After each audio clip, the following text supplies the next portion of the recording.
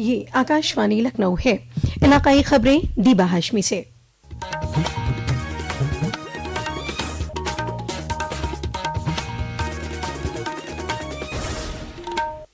उत्तर प्रदेश के वजीर आला योगी आदित्यनाथ आज 1 नवंबर से 9 नवंबर तक चलने वाले गोरखपुर बुक फेस्टिवल की इफ्तिताही तकरीब में गोरखपुर यूनिवर्सिटी पहुंचे।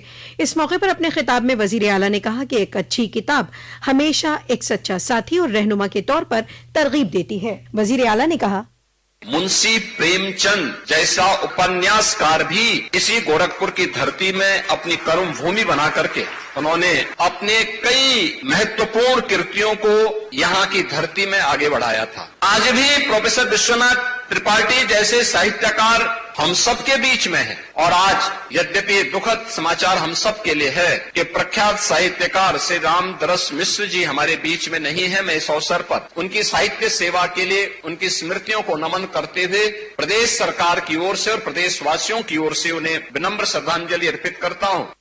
इसके बाद दीगर प्रोग्राम में वजीर आला ने आज इनोवेशन कैंप के तहत तरबियत हासिल करने वाले तलबा को सर्टिफिकेट तकसीम किए। नायब सदर जमहूरिया CP राधाकृष्णन ने कल बनारस में श्री काशी नाटकोट्टई नगर शत्रम में धर्मशाला का इफ्तिताह किया। इस मौके पर वजीर आला योगी आदित्यनाथ भी उनके साथ मौजूद रहे। इस मौके पर जलसे को खिताब करते हुए नायब सदर जमहूरिया ने कहा कि आज काशी में जो मजहबी, रूहानी और बुनियादी ढांचे की तरक्की देखी जा रही है, उससे कब्ल की काशी में जमीन और आसमान का फर्क है और ये सब वजीर आजम नरेंद्र मोदी और वजीर आला योगी आदित्यनाथ की कोशिशों से मुमकिन हुआ है। उन्होंने कहा कि वो तमिलनाडु और काशी के दरमियान बुनियाद रखने वाली इस धर्मशाला का इफ्तिताह करके बेहद खुश हैं। ये जो असंभव बोला जा रहा था, ये कैसे साध्य हुआ? ये साध्य हुआ दो कर्म योगियों के कारण। एक थे भारत के माननीय प्रधानमंत्री नरेंद्र मोदी जी और दूसरे हैं हमारे बहुप्रिय माननीय योगी जी। इस मौके पर वजीर आला ने कहा कि काशी विश्वनाथ धाम और रामेश्वरम दोनों भगवान शिव के दिव्य स्वरूप हैं। उन्होंने कहा कि पूरे मुल्क में मुख्तलिफ जुबानें बोली जाती हैं, लेकिन हिंदुस्तान की रूह एक है।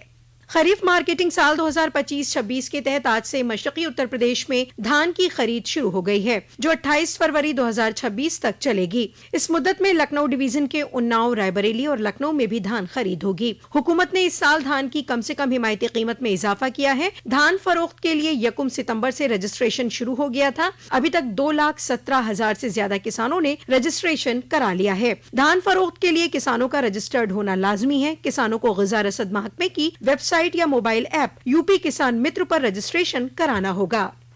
उत्तर Pradesh police recruitment and promotion board की जानिब से आज 1 नवंबर और कल 2 नवंबर को 2 मरहलों में इम्तिहान मुनक़िद कराया जा रहा है। आज सुबह 10 बजे से दोपहर 12 बजे तक एक मीटिंग में ये इम्तिहान मुनक़िद हुआ। आज 47 मराकज पर यह इम्तिहान मुनक़िद किया गया, जबकि कल होने वाले इम्तिहान के लिए 35 मराकज बनाए गए हैं। जिला इंतजामिया ने इम्तिहान मराकज के बाहर भीड़ और बद इंतजामी रोकने के लिए ट्रैफिक और हिफाजत के पुख्ता इंतजाम किए हैं। साथ ही मराकज पर पेपर लीक और किसी तकनीकी गड़बड़ी से बचने के लिए सख्त डिजिटल निगरानी की जा रही है।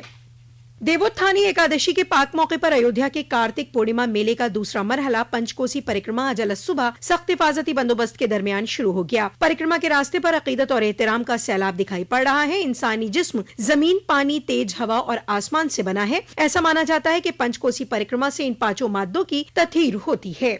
GST बचत उत्सव से पूरे मुल्क की आवाम को फायदा हासिल हो रहा है। नरेंद्र मोदी हुकूमत ने 22 सितंबर को कई शोबों में GST शरों में इस्लाह के साथ इस उत्सव की शुरुआत की थी। पेश है एक रिपोर्ट। नए GST सुधारों ने इलेक्ट्रॉनिक्स क्षेत्र को बड़ी राहत प्रदान की है। अब टेलीविजन, मॉनिटर और प्रोजेक्टर पर 28% की बजाय 18% GST लगेगा। इसी प्रकार एयर कंडीशनर और डिश वॉशर पर कर की दर 28% से घटाकर 18% कर दी गई है। वहीं सौर पैनल और कंपोस्टिंग मशीन जैसे नवीकरणीय ऊर्जा उपकरण, जिन पर पहले 12% GST लगता था, अब 5% कर स्लैब में आ गए हैं। नीतिका गुप्ता, आकाशवाणी समाचार, नई दिल्ली। इसी के साथ आकाशवाणी लखनऊ से इलाकाई खबरों का ये बुलेटिन खत्म हुआ। अगला बुलेटिन दोपहर 2 बजे FM पर नश्र किया जाएगा।